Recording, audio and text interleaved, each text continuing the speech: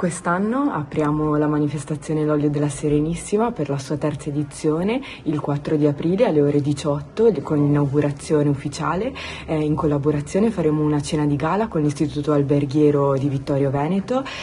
Quest'anno le sinergie sono davvero tante, abbiamo numerosi eventi tra cui le visite guidate al frantoio in collaborazione con la cooperativa Reizia, il banco assaggi con tutti gli oli provenienti dai territori anche esteri, Croazia, Slovenia, Cipro, Creta, Turchia e delle regioni del Veneto che erano sotto il dominio della Repubblica di Venezia, della Repubblica della Serenissima durante la sua massima espansione. Numerose sono le partnership, il mercato agricolo di domenica 13 è in collaborazione con i produttori del nostro mercato agricolo che si tiene ogni sabato pomeriggio, ma anche con Coldiretti, CIA Agricoltori e il consorzio PPL del Veneto. Quest'anno abbiamo registrato il marchio, l'olio della Serenissima, è un marchio che ci consente di veicolare non solo l'olio di Cappella Maggiore come un prodotto